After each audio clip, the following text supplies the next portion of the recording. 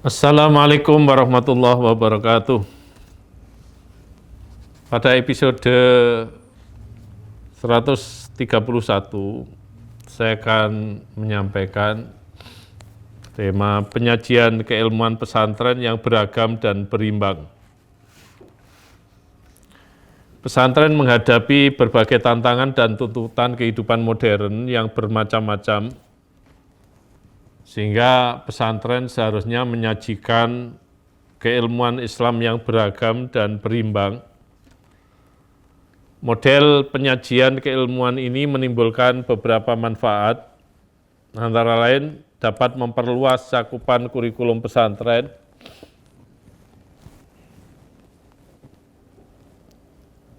sehingga kurikulumnya bisa dikembangkan sayapnya. Kemudian membentuk wawasan keislaman komprehensif dan holistik, dan membekali santri dalam merespon tantangan, kebutuhan, tuntutan, perkembangan, dan dinamika zaman.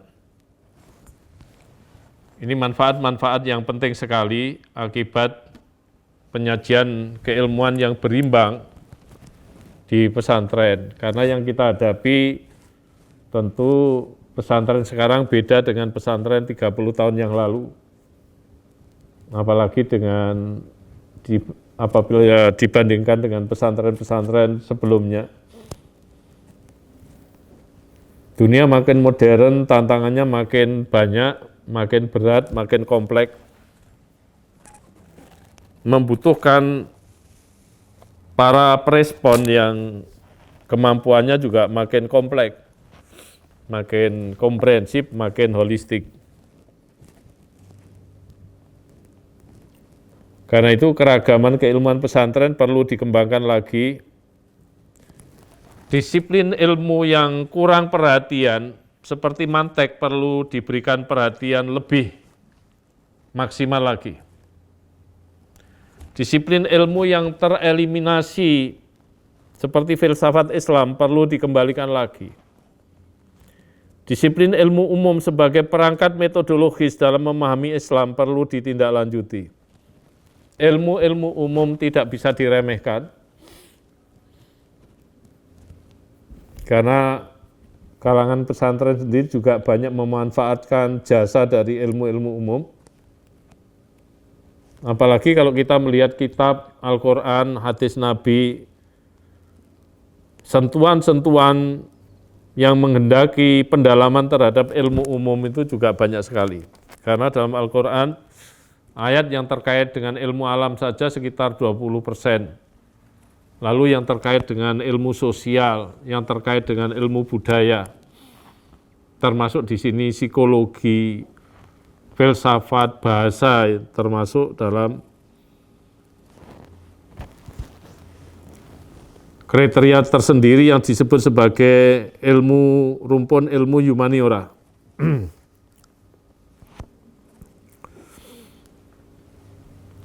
Semuanya sangat bermanfaat di dalam membantu seseorang memahami keutuhan substansi dari ajaran-ajaran Islam.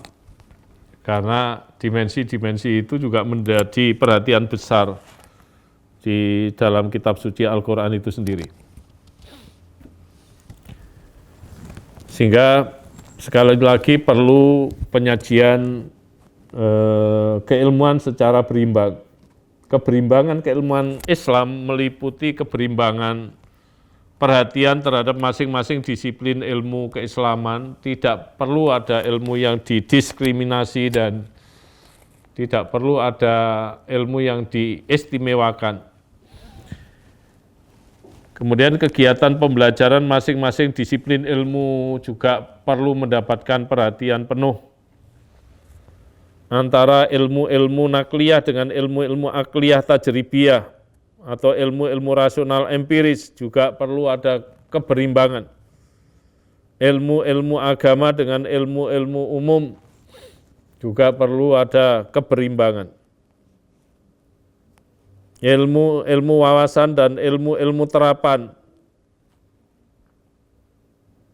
Kemudian penyajian materi dengan metodologi perlu keseimbangan. Sementara ini di pesantren lebih banyak pada materi. Metodologi hampir tidak tersentuh, kecuali terdapat di dalam kitab usul fikih maupun kitab yang memuat qawaid fikih.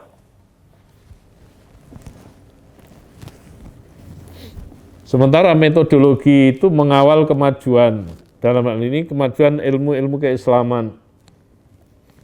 Tanpa metodologi susah bisa diraih kemajuan-kemajuan pengembangan ilmu keislaman. Keberimbangan berikutnya adalah unsur universalitas Islam dengan lokalitas Islam Indonesia. Kita kaya budaya Indonesia, budaya Islam Indonesia,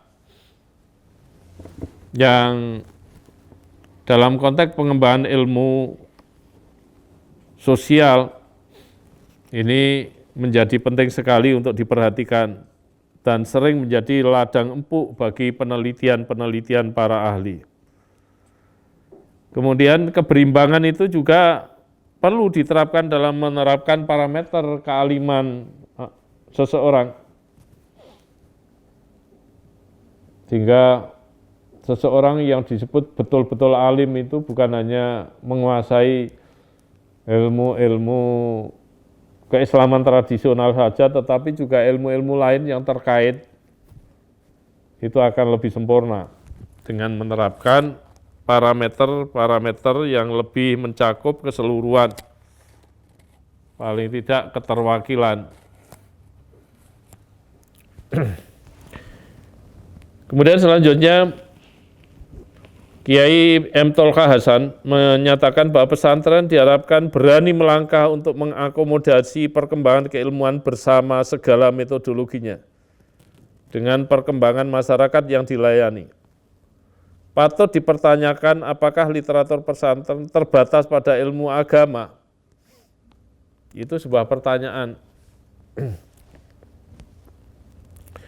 yang harus dijawab, yang harus disikapi secara arif, bijaksana. Pesantren harus melakukan evaluasi demi perbaikan ke depan. Kalangan pesantren harus berlatih untuk bersikap objektif dalam memandang segala sesuatu yang berasal dari luar, termasuk ilmu-ilmu umum. Meskipun objektif 100% sulit diwujudkan, tapi minimal ada pembiasaan untuk bersikap objektif agar bisa menyaring kebenaran yang betul-betul kebenaran yang tidak disisipi oleh kepentingan-kepentingan yang justru memperlemah kebenaran itu sendiri. Kalau terdapat kelemahan-kelemahan, kalangan pesantren tidak perlu menutup-nutupi dengan mencari-carikan argumen sebagai penguat, sebab itu akan merugikan pesantren sendiri. Pesantren harus jujur mengakui kelemahan itu sambil melakukan perbaikan-perbaikan secara bertahap dan berkelanjutan.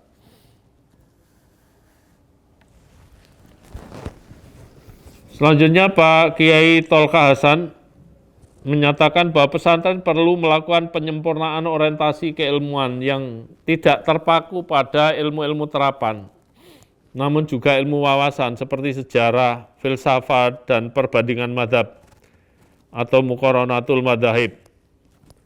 Sejarah dipelajari di pesantren, tetapi umumnya kitabnya kitab-kitab kecil yang tidak sampai tajam menguasai sejarah Islam. Filsafat dulu pernah ada, sekarang tereliminasi, terkikis. Kemudian perbandingan madzhab itu perlu dipertajam lagi, karena sifatnya perbandingan, sehingga perbandingan ini perlu diperluas tidak hanya madhab yang diakui di kalangan Ahlussunnah wal Jamaah, yaitu madhab Hanafi, Maliki, Syafi'i, dan Hambali, tetapi juga madhab-madhab yang lain. Jika terdapat di dalam kalangan Syiah yang kita kenal sebagai madhab Ja'fari misalnya, bisa dibandingkan. Kalau ada di kalangan Khawarij juga perlu dibandingkan, maupun kalangan-kalangan yang lain.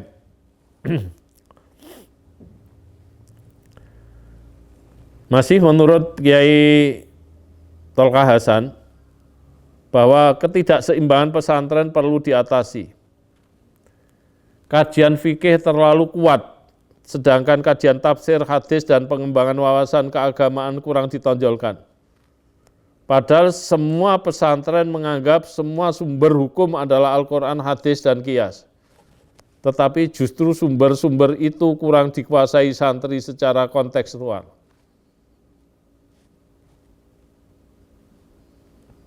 Memang pesantren belum mentradisikan pendekatan kontekstual dalam memahami kitab. Karena kiai-kiai itu menyajikan apa adanya sebagaimana pengalaman yang dulu pernah diperoleh dari pondoknya.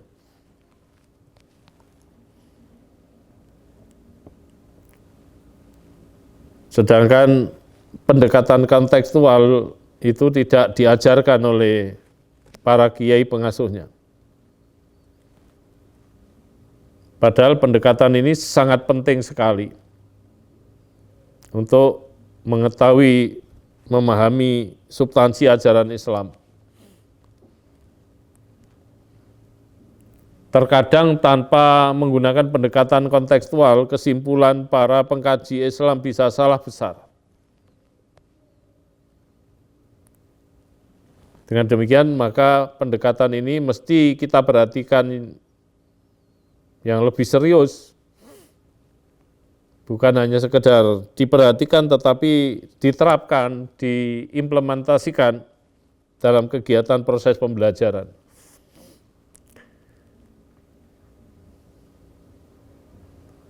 Kajian Islam secara kontekstual itu akan membuka selaput tebal yang selama ini menutupi pemahaman pesantren. Wawasannya menjadi luas, pertimbangannya menjadi sangat plural. Kajian Islam kontekstual berfungsi membuka wawasan baru, menunjukkan faktor-faktor tertentu yang mempengaruhi dan membentuk suatu pendapat ulama, dan menyadarkan bahwa tidak ada pandangan atau keputusan pengarang kitab yang hadir dalam ruang kosong tanpa pengaruh kondisi sekitarnya. Kondisi sekitarnya ini yang disebut sebagai konteks. Kiai Tolkah Hasan selanjutnya menyarankan bahwa hendaknya pesantren lebih memacu prestasi-prestasi keilmuan dan kemasyarakatan daripada status dan penghargaan. Intinya beliau sangat menganjurkan pendalaman yang sifatnya intelektual, pendalaman-pendalaman ilmu, penguasaan-penguasaan ilmu, karena begitu pentingnya bagi kepentingan pesantren ke depan, terutama karena pengaruh-pengaruh arus globalisasi, pengaruh-pengaruh modernisasi yang membutuhkan dan menuntut jawaban-jawaban tertentu yang relevan dengan karakter baik globalisasi maupun modernisasi itu. Selanjutnya Kiai Abdurrahman Wahid menegaskan bahwa inti kerja fikih adalah menyimpulkan, bukan menerima begitu saja keputusan masa lampau tanpa pemeriksaan ulang terhadap keputusan itu. Kalau pandangan Gus Dur ini ditindaklanjuti, maka keputusan-keputusan para mu'alif atau pengarang kitab fikih klasik itu menuntut untuk ditinjau kembali dalam konteks sekarang ini. Keputusan-keputusan ulama setinggi apapun juga perlu ditinjau kembali sebagai bentuk dari upaya-upaya mengkritisi terhadap produk-produk masa lalu. Kemudian Pak Mastuhu memandang bahwa pembentukan konsorsium ilmu-ilmu keislaman dibutuhkan lantaran ilmu-ilmu keislaman klasik seperti ilmu kalam, syariah, dan tasawuf telah beku. Sehingga tidak ada pengembangan dan pengayaan materi sejak pembentukan ilmu-ilmu tersebut. Nah, ini termasuk penyebab kemunduran umat Islam ini lama sekali, belum siuman. Jepang pernah dihancurkan oleh Amerika melalui pengeboman kota Hiroshima dan Nagasaki, tapi Jepang bisa bangkit dalam waktu yang relatif sangat singkat. Sedangkan kita, Islam pernah menjadi superpower dunia 2 periode yang kalau dihitung menjadi lebih dari 8 abad. Tetapi Islam kemudian mengalami kemunduran sampai istilahnya tidur pulas. Hingga hari ini belum bangun secara meyakinkan. Demikian saya akhiri. Wallahul muwaffiq ila aqwamit thoriq. Wassalamualaikum warahmatullahi wabarakatuh.